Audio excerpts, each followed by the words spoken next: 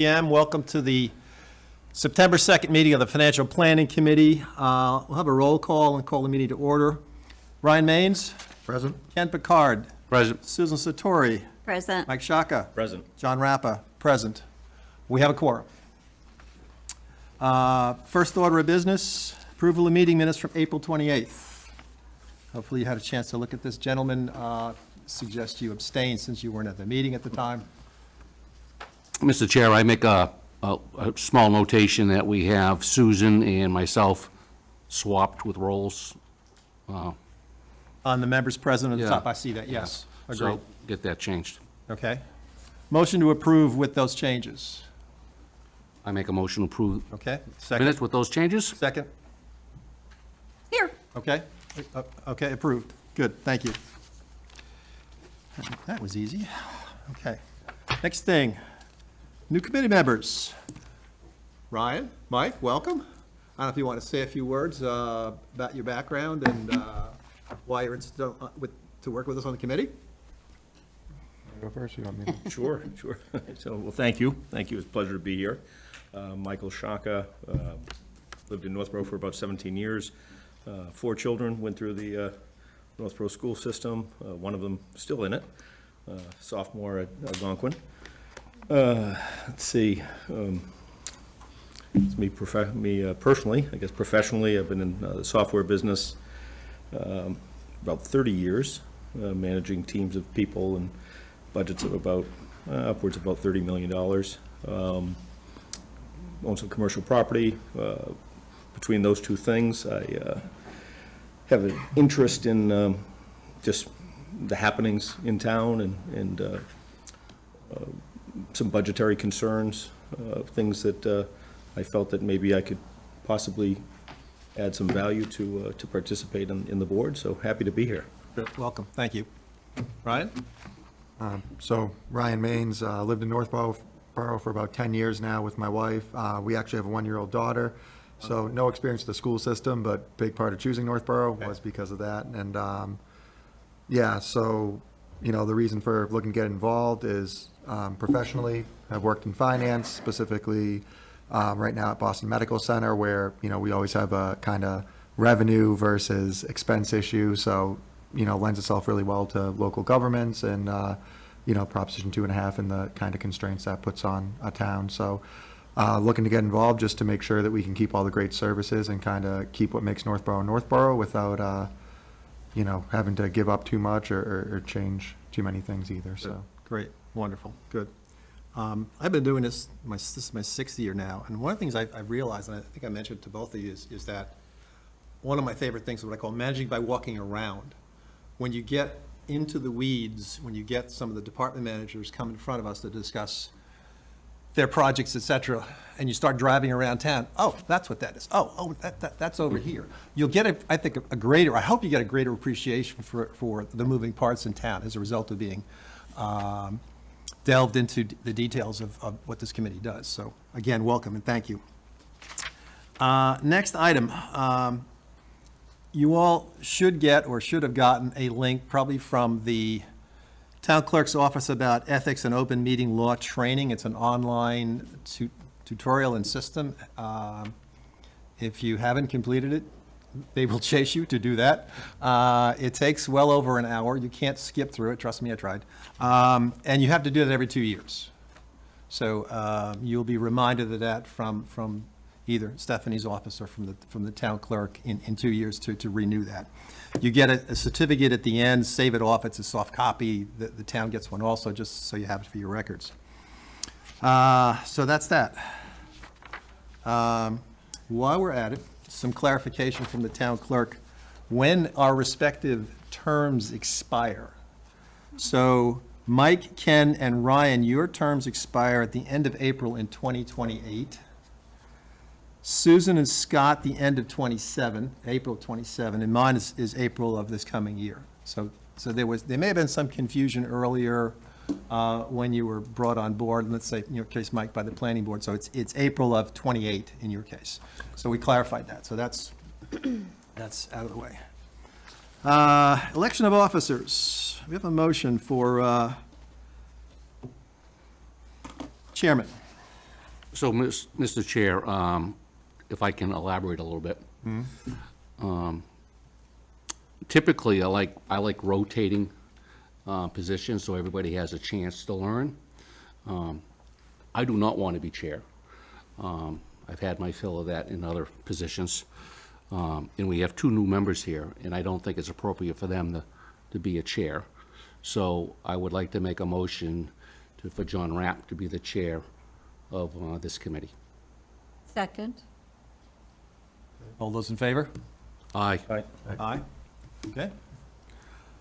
Vice Chair, I'd like to make a motion for Ken Picard to continue to be Vice Chair. I think he's done a great job up to now. This is his third year on the committee, and yeah, I think he adds a lot of value to what we're doing. Second. I'll accept it, yeah. Second? Aye. Approved. Yeah. Finally, Clerk of the Committee. I make a motion to appoint Susan as clerk. Very exciting, thank you. Yeah, it's an easy role. I'll second that motion. Okay. All those in favor? Aye. Okay, passes. All right. Easy peasy. Okay, the next two items, preliminary capital budget and free cash policy. Jason, take it away, please. Sure. Folks saw the totals from the preliminary capital budget at the summit that was last week, and nothing's changed since that meeting. So I think hopefully everybody had a chance to review the packet that was posted. That's the detail behind those totals. And in your packet, let me just go through, starting with the instructions that were given to departments were included in the packet. I've handed these out to you. Those are printed for you folks.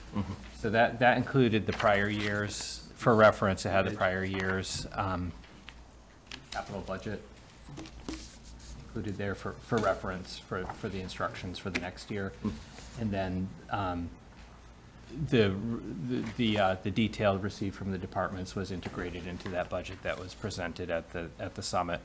So basically, our town code calls for a 6-year capital plan. We've expanded that by choice to 10 years to try to model some of the larger projects that are on the horizon, so we could better look at debt policy and things like that with relation to the town's debt policy. You know, this is what we've asked for in the detailed submissions, 10-year request, a roster of the departmental vehicles with mileage and some very basic information about the vehicles that each department has in their custody, and a basic project narrative and like a number of other items. I won't read these to you. I trust that you've looked at them. So again, it's a pretty lengthy package of information, so I could be the conduit for answering questions from departments, or we can continue moving on to questions. I recall, I think it was late last year when we started this process, you had sent out a Excel workbook to all the departments Right. with about a dozen tabs in it covering all of these areas. So they're trying to get information as best as an apples-to-apples basis from the various groups. And then funnel that into the types of reports we're seeing, and then ultimately the presentations the department heads will give to us and the appropriations and select board and the town staff as we go along. So I should say that the product of those instructions that went out to departments and their submissions, those workbooks that we sent out this year, was the second file that was posted as part of the packet. I have a question in regard to policy. Extending it out 10 years, I have no problem with that. But is that an administrative decision, or is that something that a vote needs to be taken on to have it be part of our well, policy? Well, it's simply a practice. I mean, it's more robust than what's called for by town code, so. But the it's- town code is really the baseline. So Correct. Probably the proper thing to do is amend the town charter and make it a 10-year requirement. right? At least that's my personal opinion, right? Because we do have some materials that will say 5 years, so we want to make it clear to people we're now doing it as a 10-year, unless you want to do this as an exercise for a year or two and see if it's helpful. I mean, I think it would be helpful to play out for a couple of years. Personally, that's my sense. Nobody balked at producing a 10-year plan, so we can continue doing that in practice without it being a. It was my Trying to change. understanding from reading the packet that the 10-year wasn't inclusive of all expenditures, but more just sizable ones. Is that, Correct, anything that would meet the capital threshold. so wouldn't they be two different categories? Well, anything over 25,000 is within our purview, Mike, that's number one. Sure. You will see over time, from my experiences, things shift out or move forward. Depends on the department's priorities and senses of urgency and some horse trading. So you may see that. But where something needs to be replaced or repaired, they've got a horizon out there of these items by department. Sure, yeah, no, I did understand that. I guess what I was trying to discern was the difference between, from what I read in the packet that you provided, that we look at a more detailed level of expenditures that fall into that category of everything that's foreseeable over 25,000 for a period of 5 years. And then beyond that, if we're looking at 10, they're for major expenditures that go well beyond that, that are just foreseeable. For example, Peasley School or replacement of A roof or whatever. something yeah. significant. So to amend the policy from what it is to an extended period would we'd either have to define that based on Yeah. the level of Sure. expenditure. Sure, Yeah. yeah. Or, because Yeah. they're two different categories, right? I understand that 10 years out, it'd be hard to have a lot of the Yeah, details. that's kind of what I for was getting things. at, is, yeah. My point was that it's confusing now, because there's 5 and 10 years, and because it's a new practice, we just need to communicate effectively to allow people to understand what we're doing. So you're putting this into practice now and seeing Yeah, how I mean, it that works. was, it went out in the instructions for the past 2 years. Yeah. So that really hasn't generated many questions in But- terms of the 6-year to 10-year. I mean, I hear elected officials as well as citizens that will talk to a 5-year plan, and then it's like, well, now we're looking at it 10-year projections, but yeah. Right. I mean, I should clarify one thing in practice. I mean, the capital plan are for capital items. They're items that meet a certain threshold.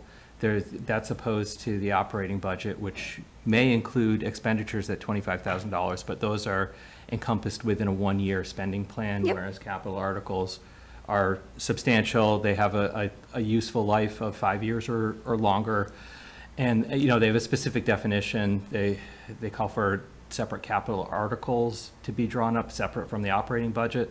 So the operating budget is one budget that goes forward to town meeting, and that's inclusive of one fiscal year that starts in July, ends in June. So those expenditures would be covered through that period. The capital articles have a longer longer lifespan. So, you know, for instance, like the fire truck that was approved 2 years ago, we're going to be getting it later this summer, and that expenditure will carry forward for that period of time, whereas that article will encompass just that fire truck, whereas the operating budget is typically not vetted through the CIP. So I guess to clarify what I was talking about, right, the idea of amending something is, at the last town meeting, there was a lot of confusion about what things were and how things get done, right? So I believe in procedure, and that makes everything easier. So if it's clearly defined what the capital is, what the define is, we have a short term and we have a long term, this is how it's done. It's very clear for everybody to understand, so there shouldn't be, hopefully, not a lot of questions about it. And I just believe that process should be clearly defined. And if we're doing something as a request, and the practice comes out, hey, this is working out really well, maybe at that point we say, let's review our charter with respect to this section and make sure everything's in alignment and go there. All right, well, just to speak briefly through the chair. Dana, John. Jacob Jones wants to come in.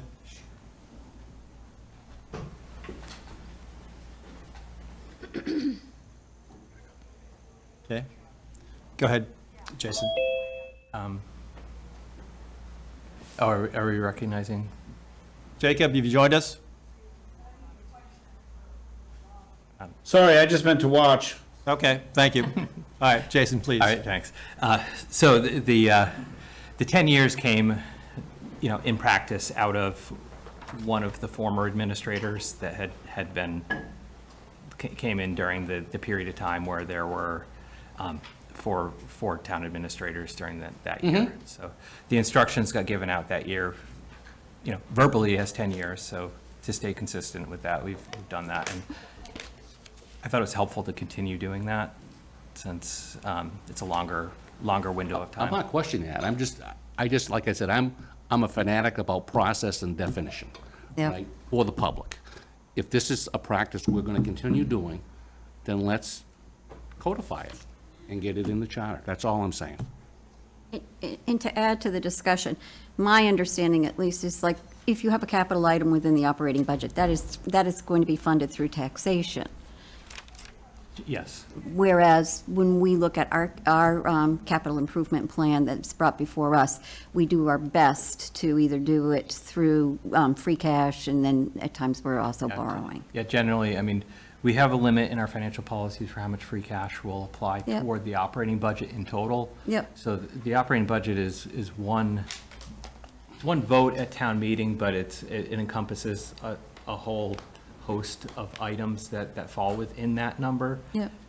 So the capital plan looks at the capital needs separate from the funding sources, and there are various funding sources that will get applied to this as we work through it. Yep. And those have not been identified in this version of the capital budget. This is just the initial putting together the requests for that period of time.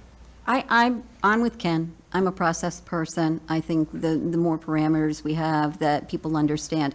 I'm fine with being flexible for a year or two, but I think we need to have the dialogue out loud so people understand why things have changed and what we're trying to do. May I suggest that Jason, Stephanie, and I talk about this offline and bring it back to the next meeting? Sounds good. Okay, all right.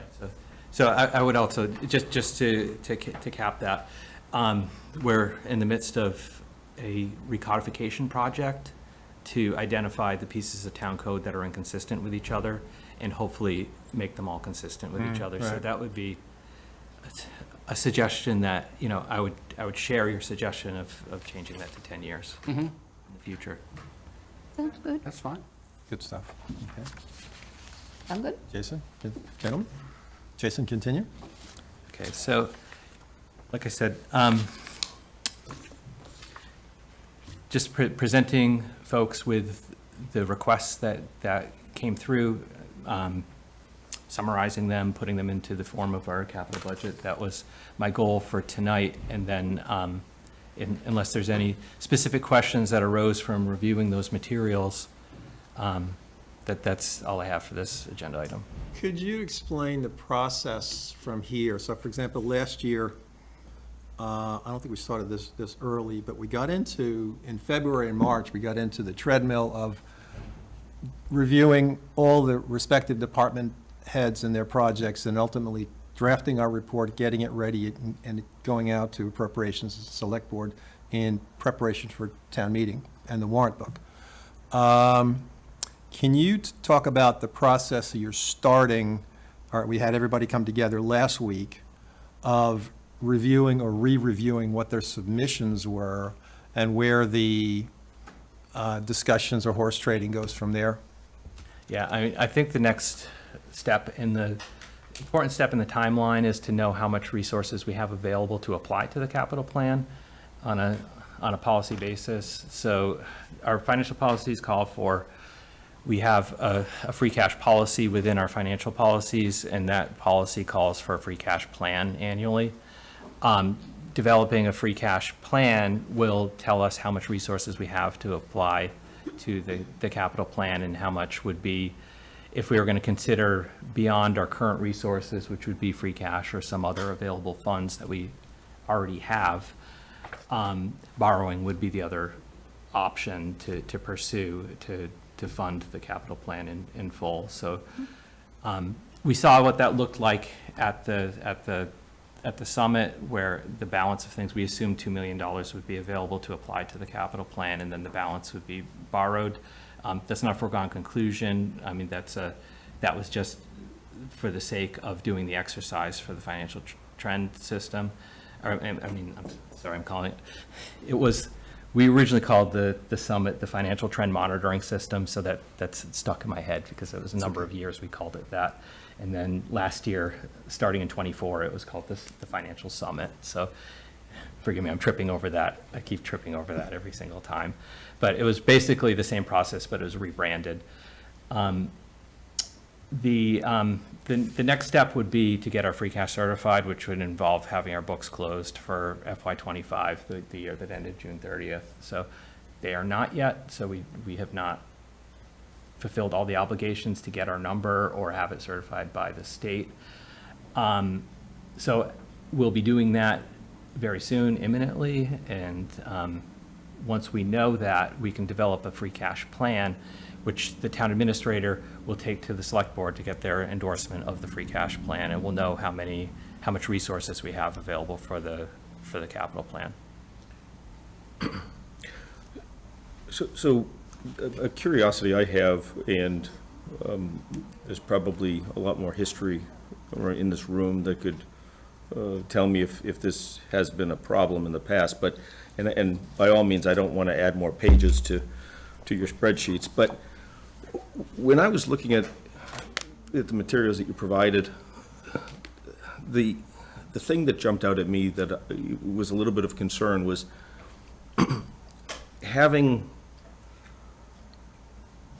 an accounting of all major town assets that we have, and then almost having a line item that goes out for the CIP for each of those assets.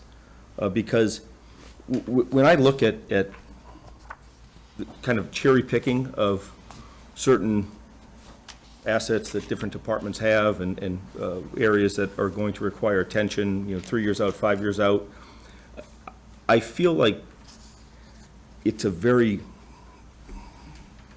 pigeonholed view of, the town and what we own. And I think that, myself as a taxpayer, when I, prior to joining and certainly now, I would love to have had a greater appreciation of an inventory of all those assets and understanding of, what is predictable in terms of maintenance schedules, replacement costs.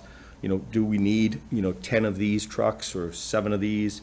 Looking at it holistically.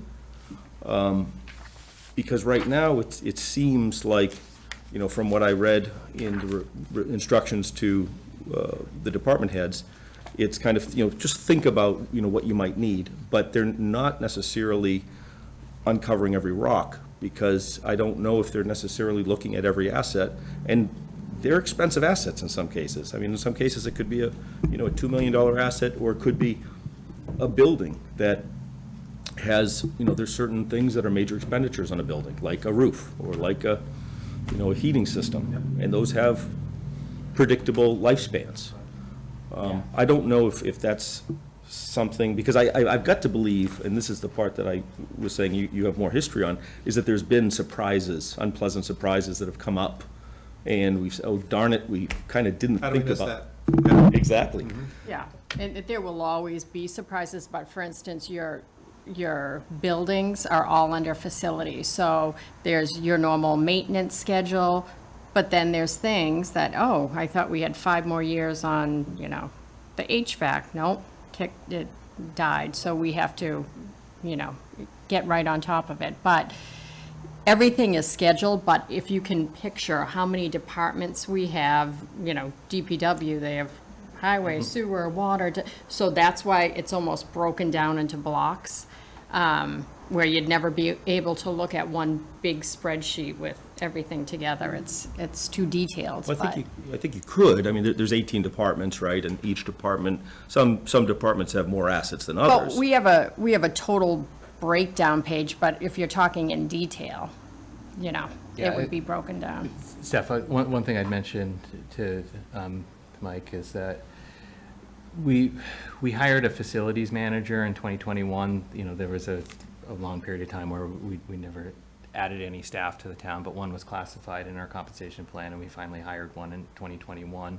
So the result of that is it's under Public Works. If you look at the second page, there's a lot of projects that are called out for town buildings, and working in conjunction with him, these DPW facilities projects didn't exist a couple years ago in our capital plan. And it's, what it's done is, if you see the total here, for this 10-year plan, it's in here is about $9 million is the total. So that $9 million didn't exist in the capital plan a couple of years ago, so. So that's helpful. That's an It's a step- example of how we're moving toward Yeah. the concept of what you're talking about. It's a step in the right direction, but I think that, For our financial statements too, this is a very accounting-like answer. We're required to value our fixed assets for our financial statements. That's under one of the financial statements we produce are under the Government Accounting Standards Board, GASB statements. Dictate how our financial statements that are audited are prepared. We're required to value our assets for that, and we, on a day-to-day basis, we don't budget for depreciation, as we do actual maintenance for our buildings and facilities. We have to do those extra accounting exercises for our fixed assets, so we don't necessarily tie our inventory that's on paper to this capital plan. So that's one area that we can make improvements in, but to what you're saying, we're moving toward that by adding more and more into this capital plan over time. We've expanded the years. We've also expanded the number of things that have been going into the capital plan that have been looked at by departments. I'd like to add that last year, the first year that we as a group were together, it went very fast. We started in February for town meeting, and so really didn't get a lot of chance to review. Last year, many of the members on this committee wanted to see more detail like you're talking about from each department. How many police cruisers do you have? What are the years of them? How do you cycle them in and out? Same for each department. I think what you're asking for is something that we can continue to use as a practice with the department heads, as long as we let them know we're going to be asking that kind of stuff, so we don't get them, oh, sure. caught short. Sure. And if that's something that the committee would like, we could make that as a recommendation. Yeah, that second piece of the packet that got posted, second, which was the departmental requests, I mean, that's pretty detailed and inclusive of vehicles, so to speak, because of the number of questions and requests for information about Yep. departments' vehicles. So we specifically asked departments to include their roster of vehicles in their capital submissions every year, so that I don't know if you had a chance to review that or had questions about it. But. Certainly DPW's here, but, to Mike's point, we have that data.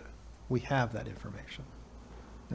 Do we bring it together in one spot, is challenging, but we have it. So I think as we get to interview each of the department heads, that information should be brought forward, that should be in some of our questioning, and how that comes to play relative to the capital requests they're asking for. But with that said, it is important to get your questions ahead of time, things that you want to see, because Mike, you're going to see, and Ryan, when they come in department by department, you're going to learn a lot. So they take a deep dive into their budgets, and they'll go, but if there's, you don't want to have a question hanging out there. You want your answers probably right then. Of course, we can get them to you afterwards, but it's just more beneficial to have. Oh, you know. 100%, yeah, Yeah. yeah. And I mean, it sounds good that data does exist, it sounds like. I haven't seen it, but if it does exist, that's great, and that would be my question. I would want transparency Yes. of what are all the assets, and make sure that thoughts are provoked if somebody, if a department head perhaps isn't, recognizing all of the assets holistically and something that may need attention down the road so that we don't have surprises. Yeah. So I think some of the types of questions that we're going to want to ask on top of what they're presenting is, what's the need, what's the urgency, what's the priority, and we've got a schedule 1, 2, 3, 4. Are there alternatives?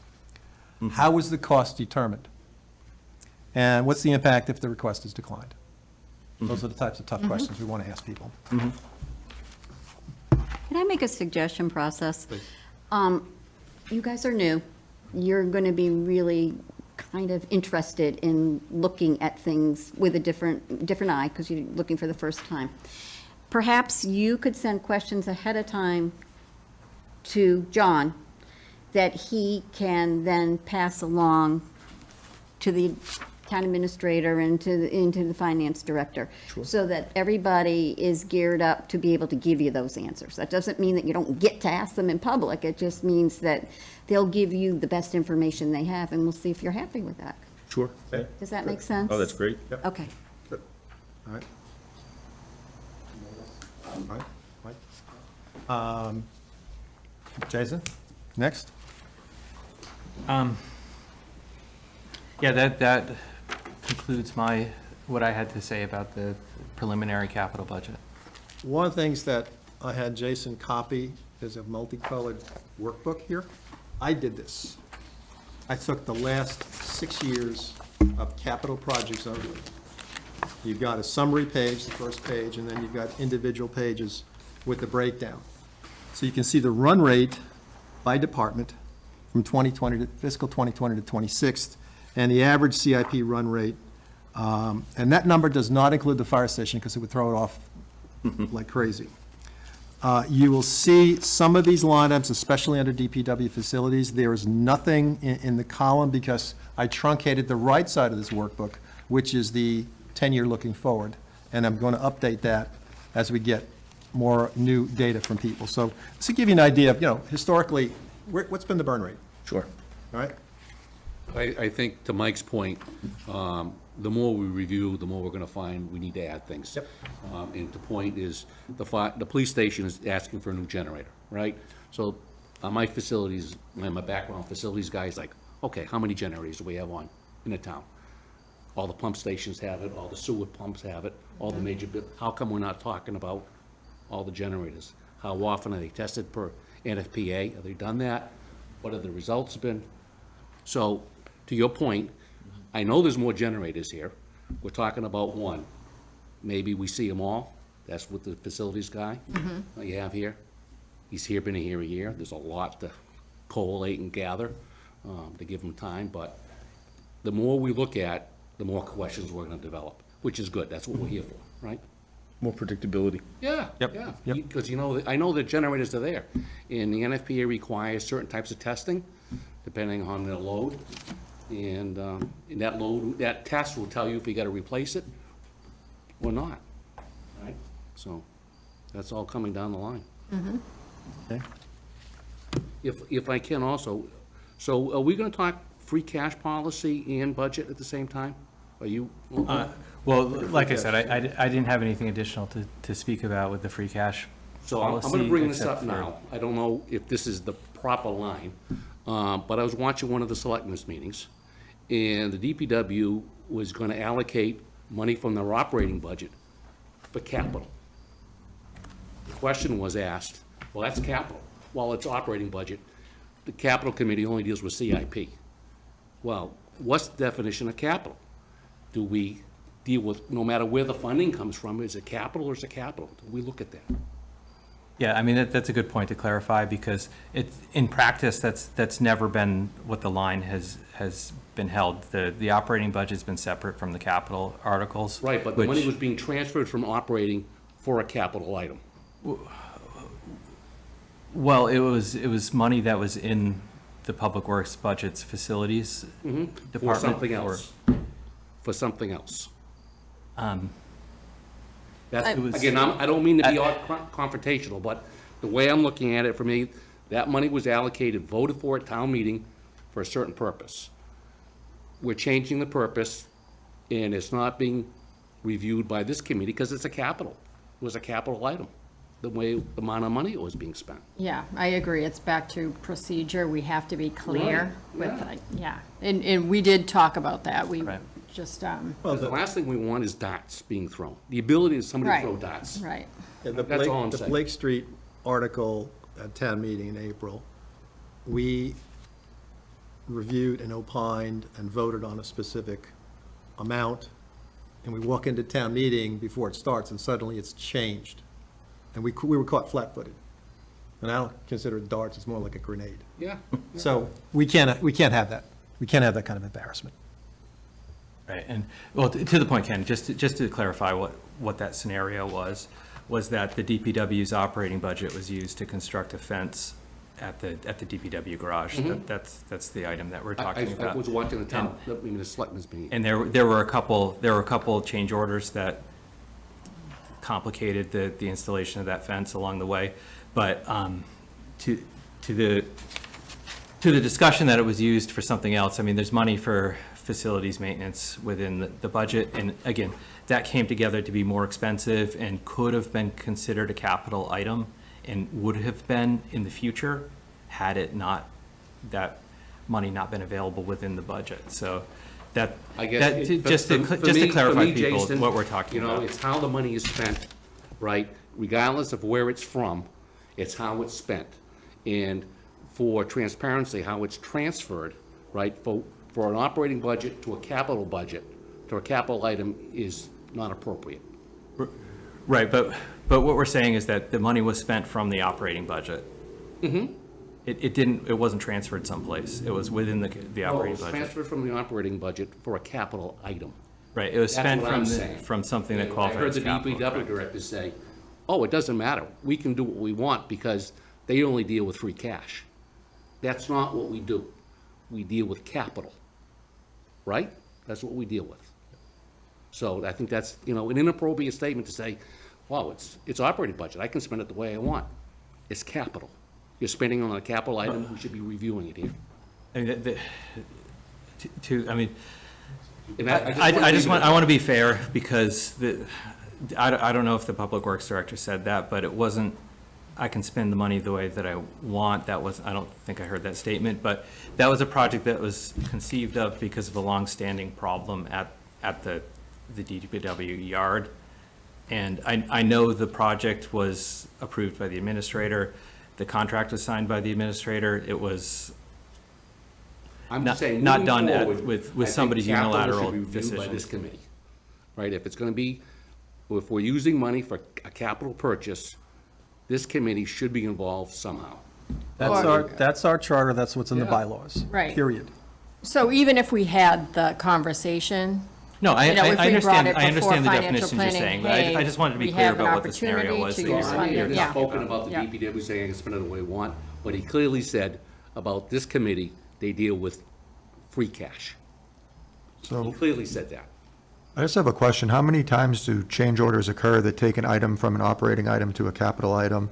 Do we have any data around that? Because it seems like a way that department leaders could circumvent going through the proper channels if they're going to have change orders added on that take something from, let's say, $24,000 up to 50. I would say this, from time to time, we have to, like I said, this exercise I say for the financial statements, I'm saying this as, from an accounting background, we look for items that could be capitalized for our financial statements. From time to time, there's capital items within that would meet the definition of capital within the operating budget from time to time in the larger departments.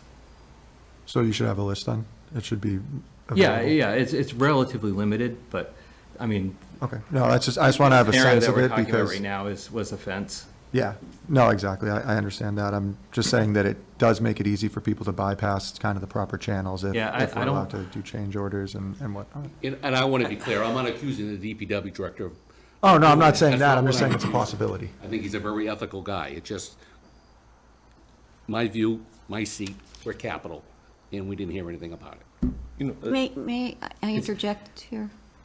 Susan? The budget is the town administrator's budget, is that correct? Yes. Okay. So when something like this happens, they come forward and speak to you, right?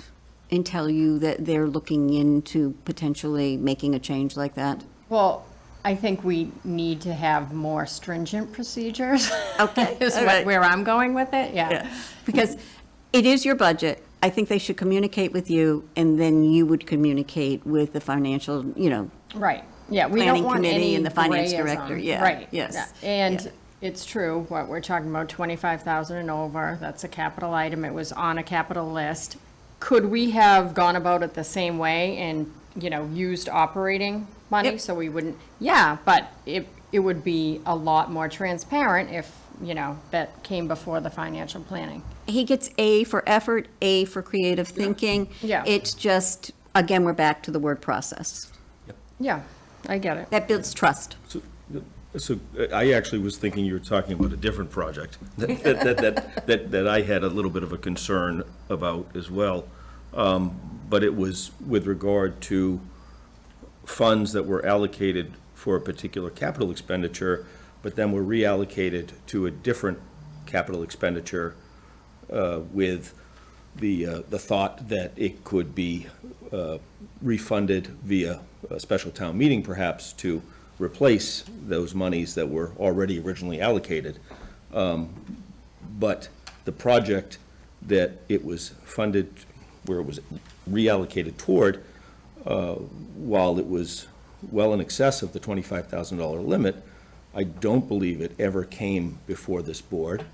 So I'm trying to understand the purview of, how that works, and maybe. I think you're all saying, we need process, we need transparency going forward. Period. Well, I mean, did that impinge on the, I guess, the focus and really purpose of this committee? And I'm not sure if you're familiar with the situation I'm speaking of. It seemed the reallocation of paving money toward the installation of crosswalks. I'm not. Okay. I'm not. So it's $240,000, I think, which I would have had a lot of questions about that installation. There's capital money every year for paving and sidewalks Yeah, in the budget, in the capital budget. yeah, for it to be shifted to a different use case seems. So at town meeting, that can be shifted very easily, Yeah. but that's where it's done. Yeah, so. That's where it's done. So I guess, how do we reconcile that? Because it sounds like shouldn't be happening.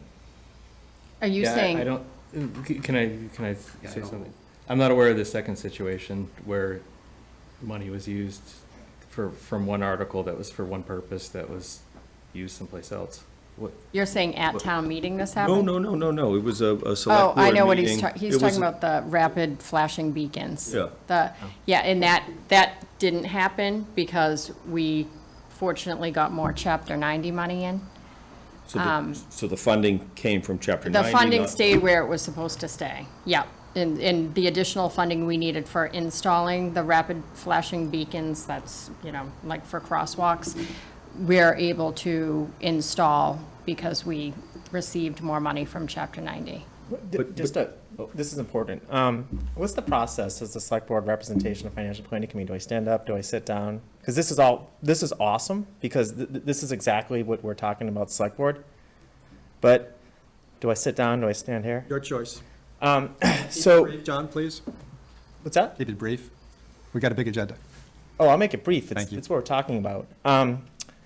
So Ken, your point's spot on. It was done with an open head count, operating budget, not line itemed. So process-wise, the select board desires to get better. So financial planning.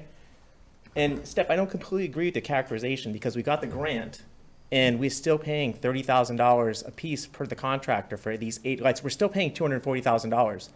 We got something for free, but it's gonna cost us $240,000 of taxpayer money to do the free thing. So how does that get lined out in appropriations in the right way? So the visibility, all these conversations I'm completely aligned with, and it's the kind of things that we need to do to get the town going way more transparently. So I just prepared a new grant form for everybody, so those are all of the questions. Is this a match grant? Is this going to be reoccurring debt, you know, in one way, shape, or form? So it's more specific about the money that we're bringing in and what the big picture is, not just, oh, we have a grant and that's it. Or does the grant require extra dollars from the town that's not in the budget to get the free Exactly. stuff? Because at this point, the free stuff is worth this, the installation's worth that. So in this instance, the free stuff's worth this, the unbudgeted town, and we voted on this, and I voted against it, lost 3-2. John, stay focused, please. Excuse me? Stay on point, please. No, this is point, John, I I appreciate don't it. care about the vote. Stay on point, please. But I'm giving more characterization of the things we would like to see change, John. And I Agreed. appreciate your directness. But these are the things that we need to improve in the town, and we should have that as a line item. If it's free, we should have the cost in which it costs to do outside the free. That's all. Yep. Oh, yep, and that's what is in the form, absolutely. So you're asking if there are any external costs Yep, associated? I'll send that around to you guys, and if you want me to even add something else, let me I know. mean, it came up many a time this past year that something sounds great, and then how much did it actually cost? Right. To implement the Oh, whole I thing? agree. It The thing, just- to Mike's point, is this is ex post facto. A capital item was presented to us by DPW for sidewalks and streets, and then this thing comes up after we reviewed it, we opined it, we put our report together, it was presented at town meeting. This is ex post facto. I don't know how we handle that going forward. I mean, this Well, happened just at a e- Board of Selectmen meeting. Easy. It should come back to us, Right. minimally as an FYI. Absolutely, Yeah. I agree, and it's easy. Yeah. But the only way you can change the spending of an article is at a town meeting. If the article says it's gonna be spent on A, and you wanna spend it on B, and that wasn't part of the article, you're gonna can't. go back to town meeting and make a change. Yep. That's the Okay. only where it Yep. can't be done administratively. Agreed. Okay. Yeah, That sound and about Ken, right, I would Jonathan? agree with you on that as well. That's what we look for in the accounting office. I mean, Yeah. that's the role of the And I accountant to understand make sure great that. things come about in office come, but there's a process by money gets spent and approved. Right? Yep. And just because something is urgent doesn't make it an emergency. Yeah, so to that end, I mean, just to clarify, I mean, the accounting rules are, the accounting officer is required to make sure that the spending that's coming through is in line with what the purpose of the article was as voted by town meeting and what that discussion entailed. So it's a good reason why the accountant's required to be at town meetings so that they can hear the discussion that is around that. I mean, to compare and contrast some of these two scenarios that have been laid out, like, I'm not really that familiar with this rapid flashing beacon Yeah. scenario. I didn't hear that, but hear about that case, sounds like it was abandoned. It was, The plan. But, I'm sorry, what do you mean it was abandoned? So they never ended up borrowing from paving to do the install because we actually are taking in more Chapter 90 money. Yeah. So- Okay, but in, just again, new person question. So regardless of how the funds are received, because it was in excess of $25,000, wouldn't this committee be granted the opportunity to be able to review the expenditure and if it seems to be prudent or not? Yeah, yeah, I and we mean, have to, so useful life is one distinction that I would make in those cases. So we typically buy fencing and guardrail and things like that for the DPW. Fence, I mean, that could, if enough fencing got installed, it could be a capital project. If a small section of fence got installed, it would not be a capital project. And that's reasonable. So software maintenance, for example, I mean, that's, when you talk about capitalizing items, when we do that exercise, a lot of times it would be servers and things like that. for the GASB. They don't necessarily rise to $25,000, but we had a lower capitalization threshold for our financial statements in the past. We've since raised it.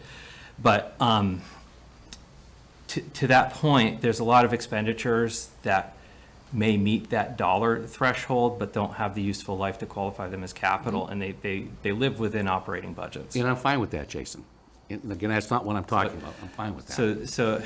Again, I just want to be clear that we are not changing purposes of articles behind the scenes. That's the accountant's role, to make sure that the expenditures that go through are true to the articles as they're voted. And at the same time as well, a contract doesn't just emerge out of a department without the administrator signing it. We require we have an internal process whereby we require purchase order for purchases over $10,000, and there's a written contract that's required by Mass General Law, and that contract must be signed by the administrator. So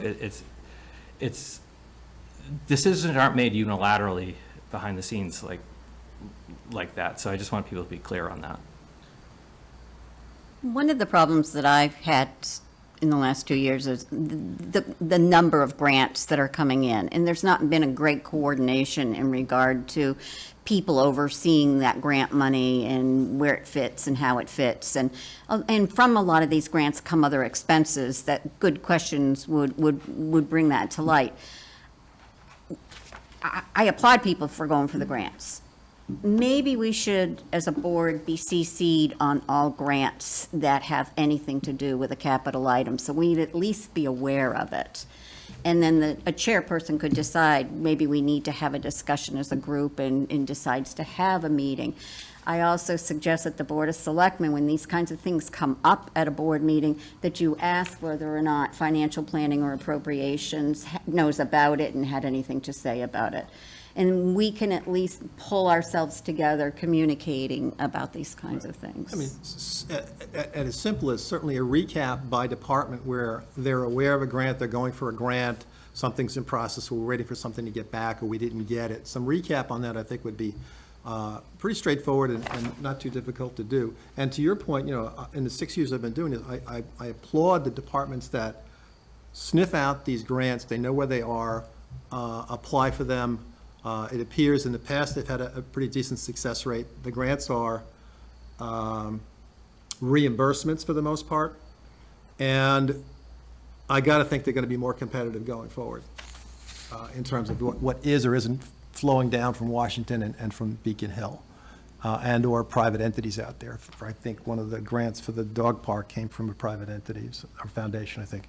So again, the department heads are looking out for the town and expenditures where grants are available. And another focus, after I sent out the grant form, we were thinking the conservation preservation money, because still, that and wasn't the dog park from? There was a private grant from the There was a Stanton foundation. Foundation. Okay, yeah. And, but it's the same exact situation, that we could have reoccurring cost, and, yeah. So to that end as well, any grant expenditure, Mass General Law, we need to have the select board approve the expenditure. And they use us as advisors, so if you could copy us, maybe we'd be able to give them some advice if they ask for it. Yep, good idea. Good.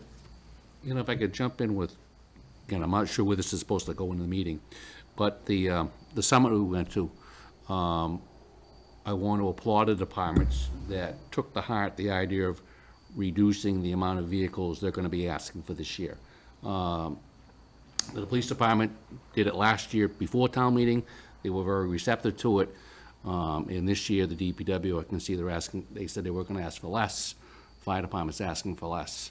They're going to try to extend the useful life, and I think that needs to be acknowledged. a message I think- is there, yep. Yeah, I think they heard, and they're reacting to it. I think it's great. Good stuff. Good Yep. stuff.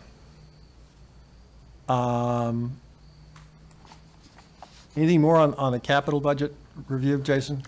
No, it's Can you, in 100 words or less, kind of recap the town's free cash policy? What is it? How do we use it, et cetera, for the committee?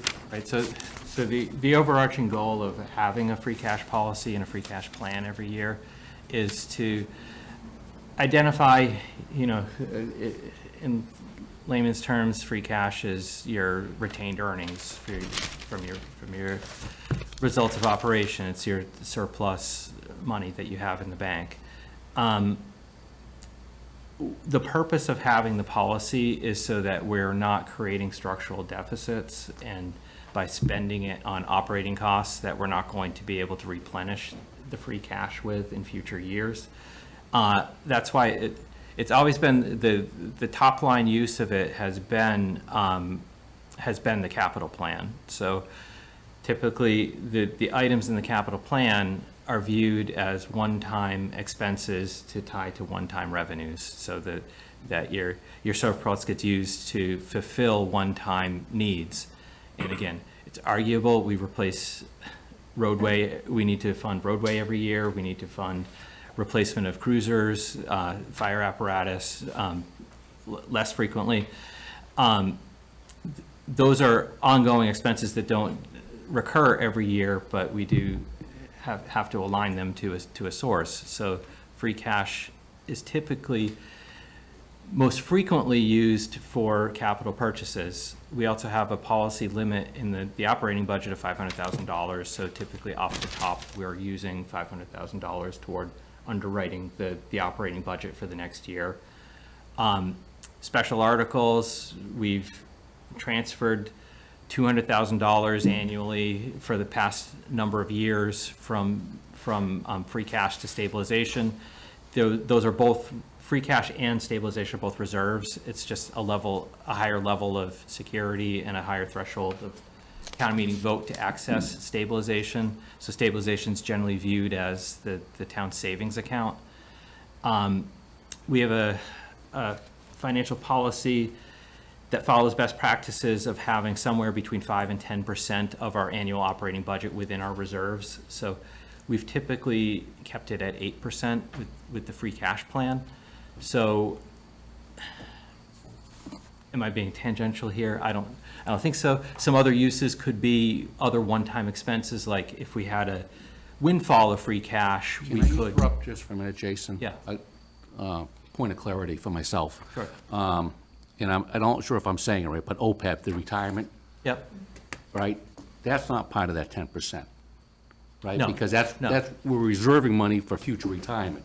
So Right. that wouldn't be considered part of the 10%. Right. that It's- we can all- That's considered an irrevocable trust, so it's for a, Yeah, it's for a specific irrevocable is per- kind yeah. of the word that we. Okay, I just we wanted, use as the I wasn't sure, operating because items, but- as that dollar amount goes up, right, and hopefully keeps climbing, so when people finally retire, they'll have funds to pay for them. But I didn't want that to impact our stabilization. No, it doesn't. That's not one of our called out reserves. I mean, it is a reserve to speak, because Yep. it's offsetting a sizable liability on our books.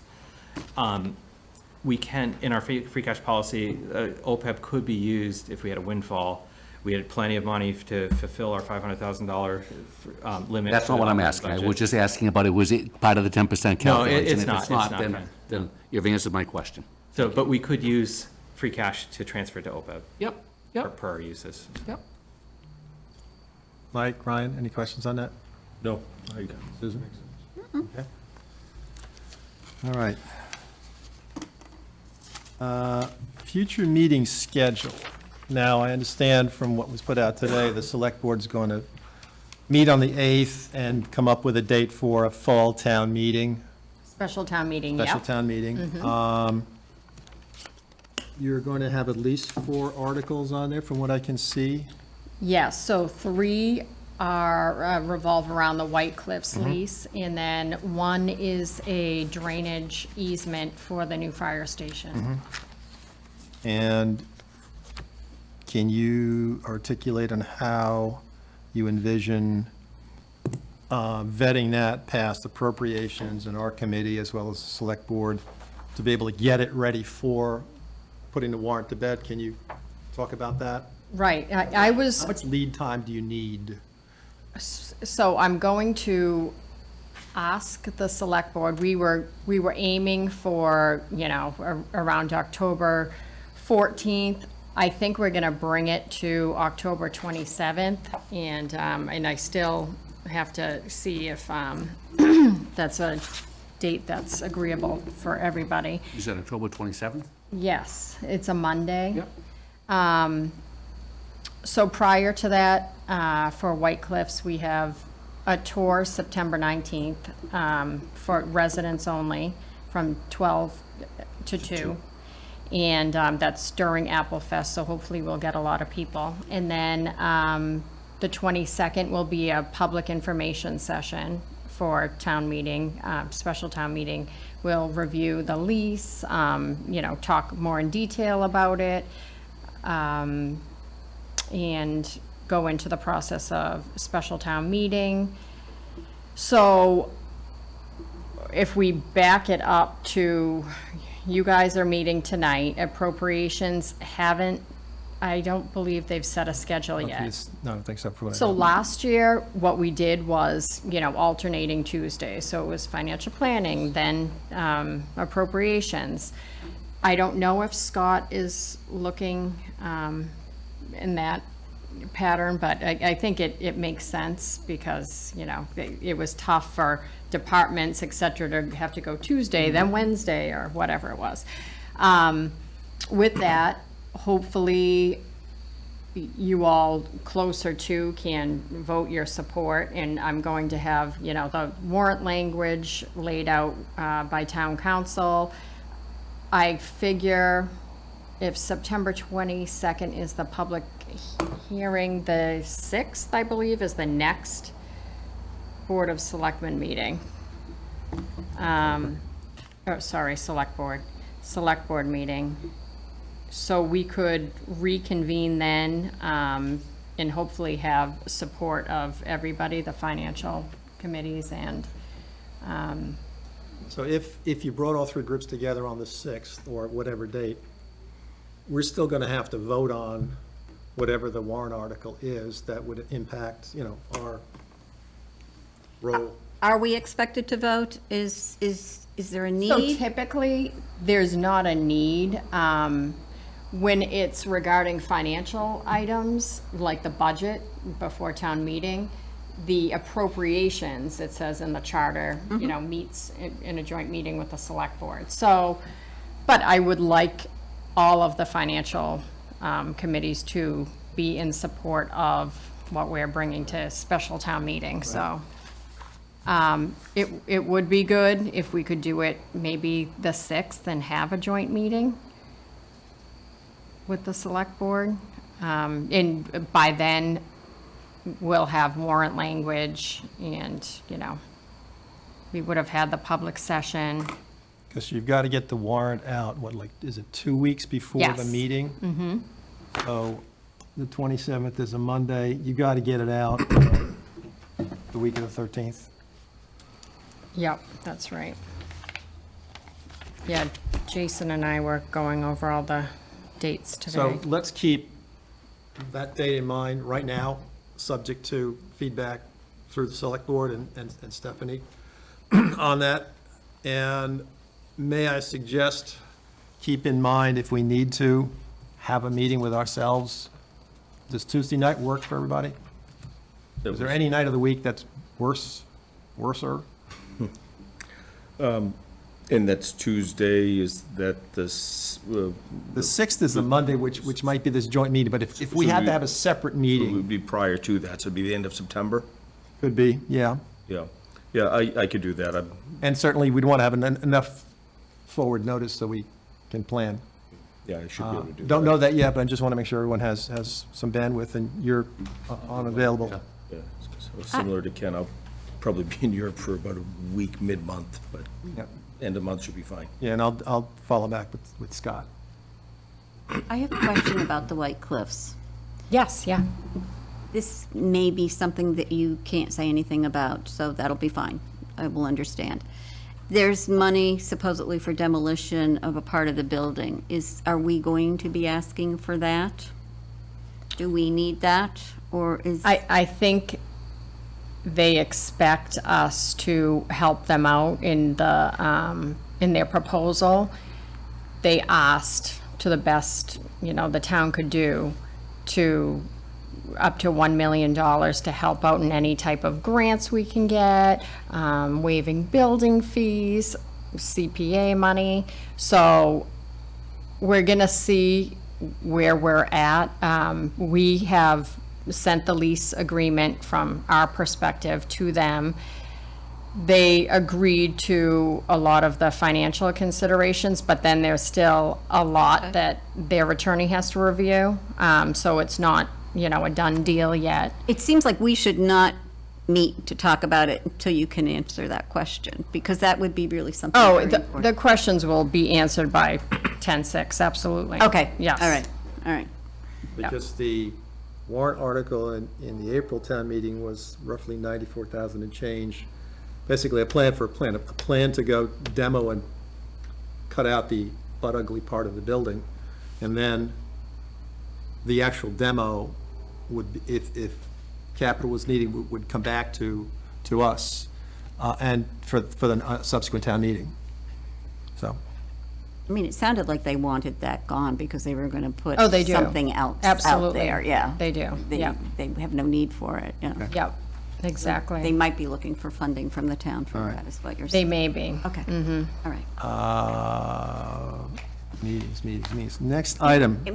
In regard to meetings, I thought that we were going to try to get all the capital stuff done before the operating and just get it over and done with, and just have the department heads come in and tell us everything.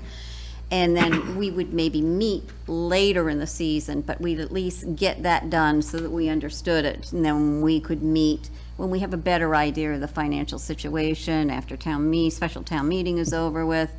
And we obviously need to see free cash certified to see how these things, but I thought we were going to get the presentation sooner than later so that we didn't get compacted around the holidays in January and Jammed in the February. beginning of the year, Yeah. yeah. I didn't That's want that understood. to. I mean, I think the capital budgets have all been submitted from the department, so there's nothing precluding them to be scheduled to come in and talk about their needs.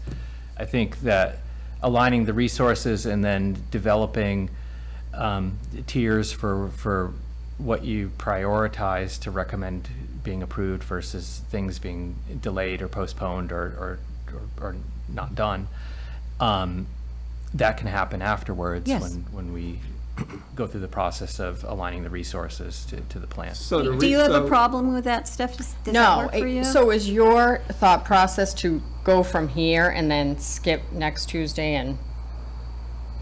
I So, recommend we wait a little while before we do that, but I think last year we started seeing departments late. I know. And everybody It was was crowded, so. End of if- January, early February, Yeah, at the earliest. if we can start at the end of October and get them in.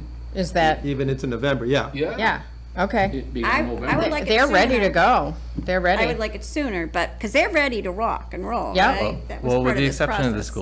school department I just doesn't wanna plan participate to in have those their, discussions. Understand.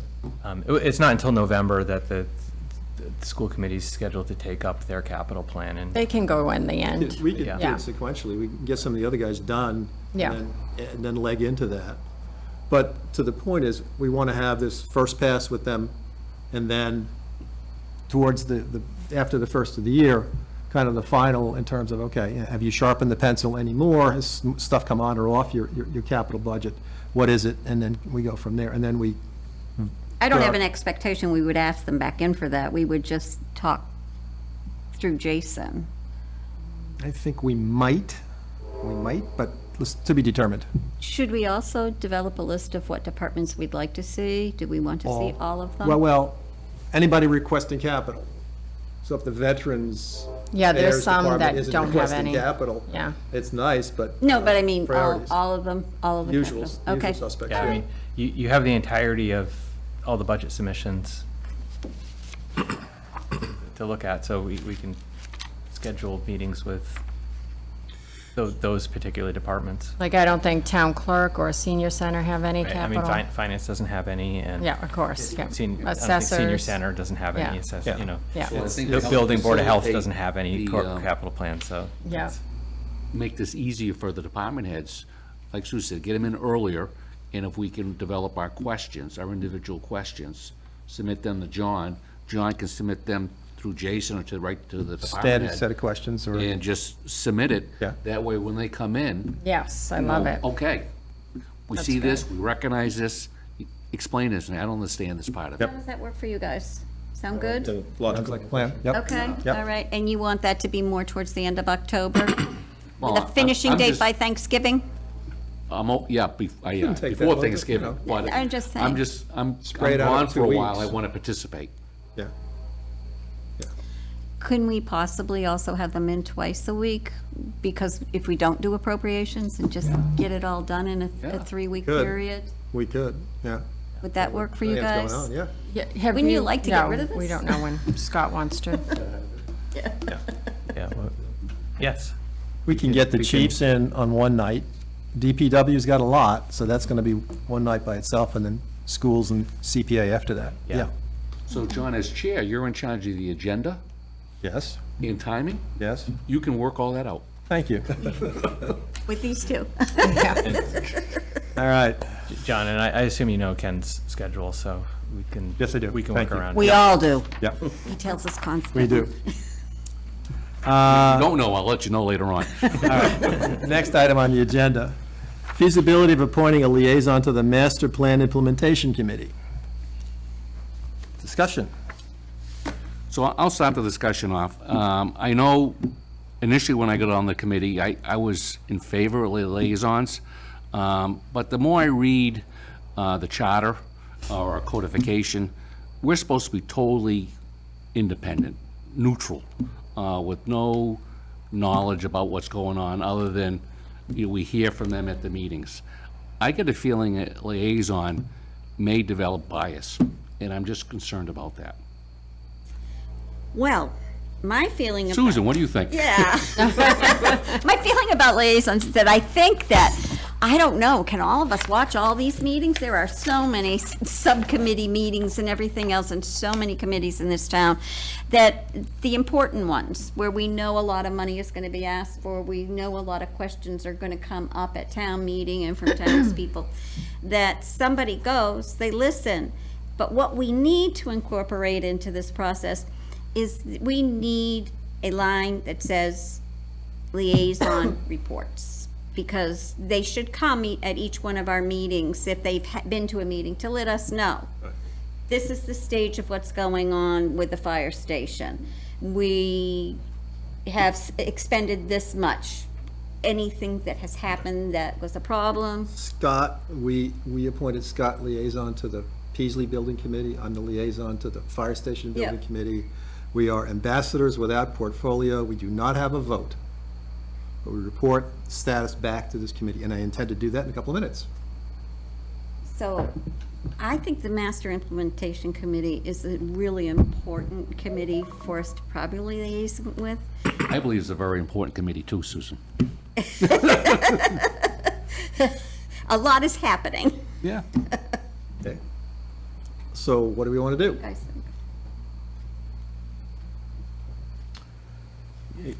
I hear the pros and cons to it, for sure.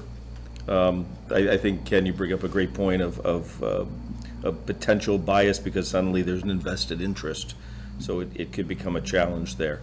But equally, we only have so much bandwidth, and there are a lot of hours of meetings, and to even watch the ones that we define as critical is nearly impossible with a day job. Yeah. So I guess I'm a little torn. Well, we don't have to vote on it now. No, we don't. They're moving at kind of a slow speed. We can bring it back to the next meeting. Let's chew on it a bit and come back. Yeah. I would love reports, though, to be on our agenda. Do that, yep. I think it's even important if you guys, like, we could all report on Yeah. things that aren't on our agenda, just quick reports, something maybe would end up being an agenda item at some point. Right.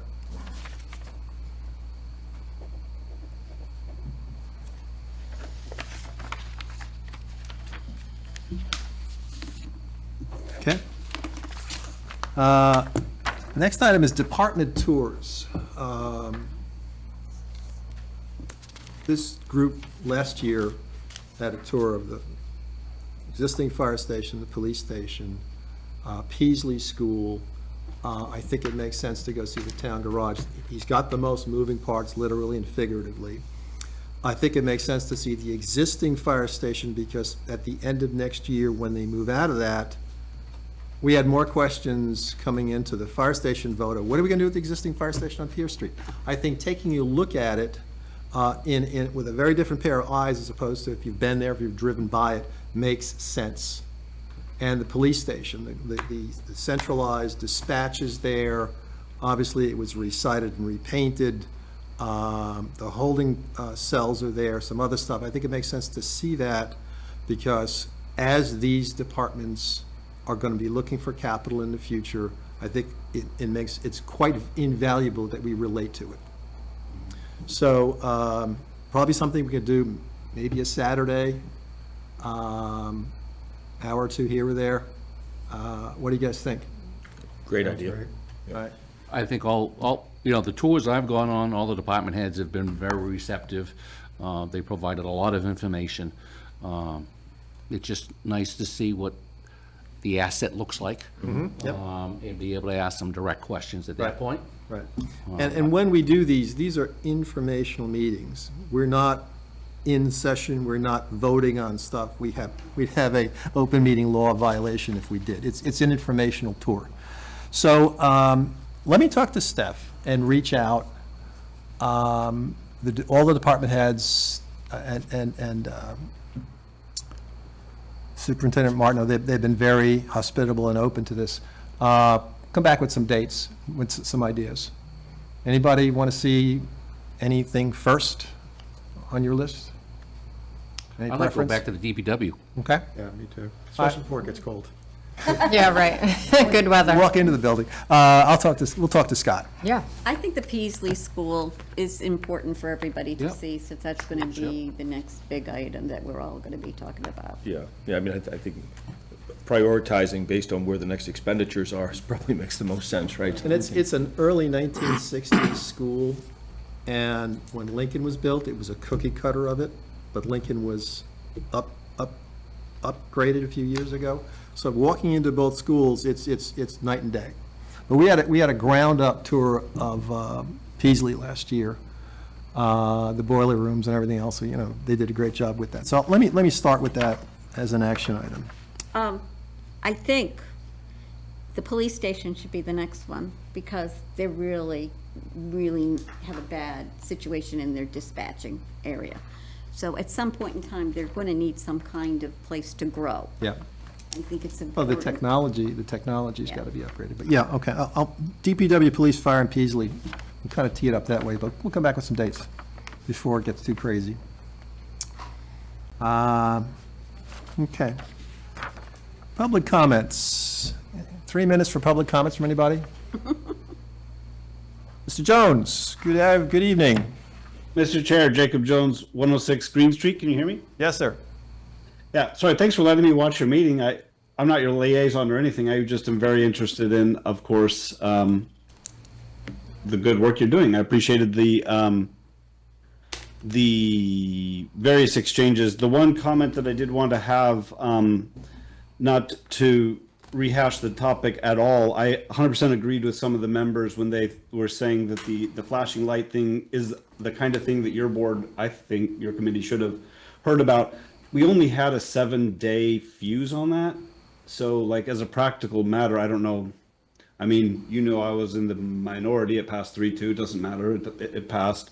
But as far as timing and process, it really practically would have been difficult to get that one before your committee, even though I think it should have, because the state gave us 7 days. So what do you do, right? So, It's kind of a one-off, I'd say, right? right. Could Yeah, I so- comment on that? If we're going to have grant applications and we're going to get CC'd, we at least know that somebody's writing a grant for something and what they're looking for and how much that would cost. So at least we get some information ahead of time, not after Yeah. it's been granted. Yeah, the terms about the 90 days, I actually went back and reviewed, they were in there. So I mean, the solution, I think, is get new state leaders ultimately, which is all up to us individually. So I think the state is absolutely abusing us. But that's, you all know I think that. So I'll leave it at that. And thanks for the good work and conversations you're having. Thanks, Jacob. Any other public comments out there? Any other public out there? Seeing none? Any other business? I've got a couple things. First of all, rules of engagement, when you get an email that for our new members, when you get an email from Steph or Jason or myself, do not reply all, and usually we try to put in the body of the email, you reply back to the sender, not all, in terms of rules of engagement, because we skirt some open meeting law tripwires with that. That's number one.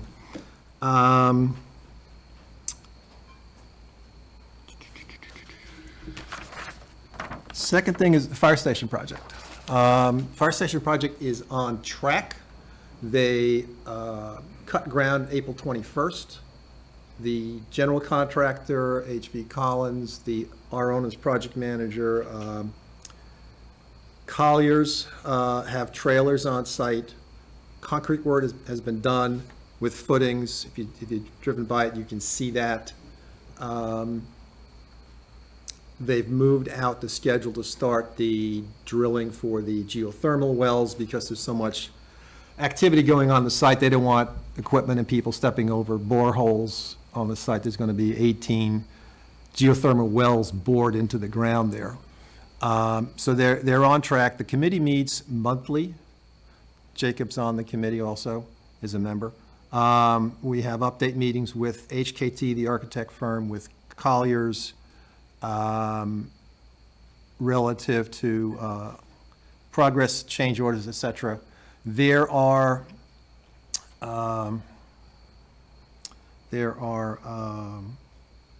checks and balances in place relative to the invoicing process. So an invoice comes in, it's reviewed by the chief, it's passed back to HKT and Colliers, with any questions going back and forth before it comes back to the finance department. So it passes a bunch of eyes before it gets signed off and paid, every invoice. On a financial basis, we're on plan, on track. There is a detailed project plan that goes with it that's maintained by Colliers. So that project's on track so far. And the completion date is expected to be the fall of next year, move in the fourth quarter of next year, and close out. Were there some unexpected costs regarding contamination that I heard of? Well, there's a significant amount of soil that was removed. And when we bought the property, it was remediated, and the company that did that brought some more soil back in on top of what was taken out. And apparently, from what I've been told, the general contractor, HVC, it didn't expect to excavate as much soil as it has. And soil is with the outside environmental engineer, has to pass a sniff test. If something smells, it's got some sort of smell into it, it gets put into a special truck and is taken to an asphalt plant. Everything else is taken to a landfill, for lack of a better description. So they've taken more soil away than they thought they would, is the point. There is rock that was uncovered, a lot of large boulders, which have been crushed and reused in the foundation and ultimately behind the walls. So very little, if any, of that rock will be removed. So the contaminated soil was soil that was brought back in, or? No, it just got covered over. It just didn't pass a sniff test. It wasn't like, there's a leaking oil well there. The gas station was there. It is on the front part of the property. But it just didn't literally pass a sniff test, is what I've been told. And I don't it is think- it's yeah. a small percentage of the amount of cubic yards that have been trucked away. And that's all cleared up now, it's been tested, there's no That's correct. And concern there is an that we're environmental gonna have. engineer in there on a regular basis checking all What this. is And it? every load is inventoried. Okay, what is it? Yeah, I forget what the code, E21 or something, environmental when they do the, Site assessment Yeah, for this- yeah. testing, yeah. Yeah. The Mass DEP. so that, I'm just concerned of any surprises, because I know that there was it was quite a heated topic of, concerns about contamination, and there were reassurances that were provided, and then when I heard that there was some contamination, I was just curious to the extent, and that it has been remediated. And I don't think they ultimately knew until they started digging. So now that they started digging, they probably uncovered more than they thought, which has been shipped off, and, yeah.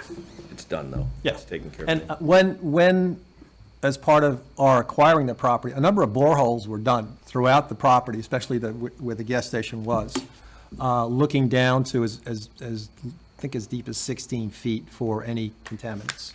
So that was what was remediated, anything that was found. So that's that. Any other business? Any other business? I'd just like to say welcome, thank you so much. Thank you. We wouldn't be meeting if you guys hadn't stepped up, thank you. Good. Mr. Chairman, I make a motion to adjourn the meeting at 7:54? That's all. That's on? 57. Should I look at this? Yeah. 57. Yeah. And where will you be 1 week from tonight? At this very time? He's got it, I- Mike. I don't wanna All those say in that favor? online. All those in favor? Aye. Aye. We're adjourned. Thank you all. Now tell.